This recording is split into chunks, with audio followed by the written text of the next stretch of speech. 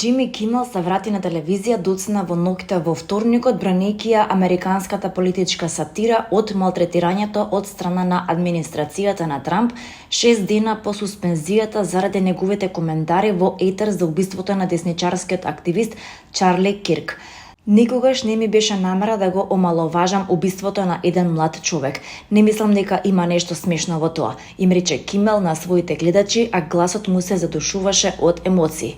Ниту пак ми беше намера да обвинам која било специфична група за постапките на она што очигледно беше длабоко вознемирена личност. Тоа беше всушност спротивното од поентата што се обидував да ја истакнам, додаде тој.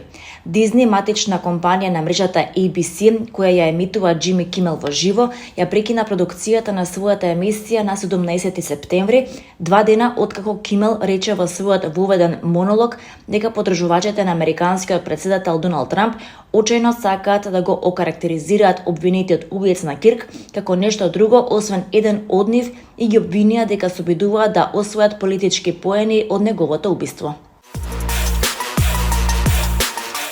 Пејачката Александра Пријовиќ доби горко изненадување токму на својот 30-ти роден ден.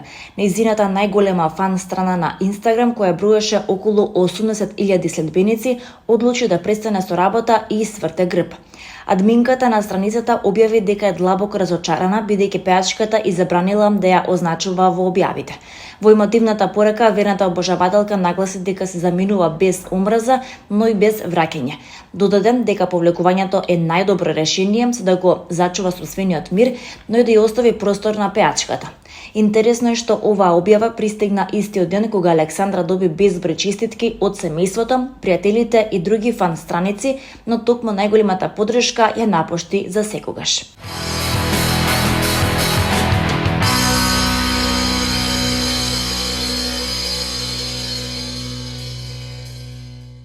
Дуке Бојаджиев е роден на 24 септември 1972 година во Скопје. Тој е познат македонски композитор, продуцент и пијанист. Уште од мал, Дуке Бојаджиев имал можност да биде во допир со музиката и медицината, како син на Тодор Бојаджиев, македонски композитор на забавни мелодии и гинеколог по вокација. Свири пијано од 3 годишна возраст, а компонира од свој 10 години. Дипломирал на медицинскиот факултет во Скопје и потоа заменал за Бостон, каде дипломирал на коледжот Беркли во 2001 година. Оттаму се сели во Њујорк. Долги години работи во студио како композитор и продуцент, а од 2005 година и како музички директор и пијанист на култната њујоршка театарска група The Citizens Band, со која работел 2,5 години на големи сцени низ цела Америка. Во неговата кариера остварил соработка со холивудската глумица Джина Гершон како музички директор и пијанист на нејзиното кабаре шоу во Њујорк, потоа со добитници на Оскар како Джонатан Деми и Дани Становиќ, меѓу кои и македонскиот режисер номиниран за Оскар Столе Попов. Работел на рекламни кампањи на големи фирми како Мерцедес, Лореал, Пежо, Ланком и други, но и како продуцент на ремиксови на пејачката Синди Лопер.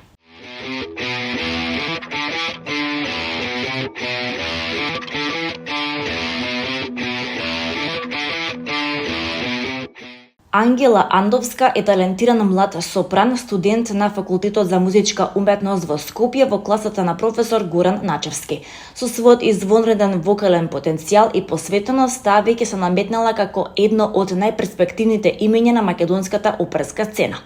Андовска зад себе има настапи на најпрестижните музички институции во земјата, меѓу кои Националната опера и балет и Филхармонијата на Македонија, каде што ја освојува публиката со јасна интерпретација и емоционална длабочина.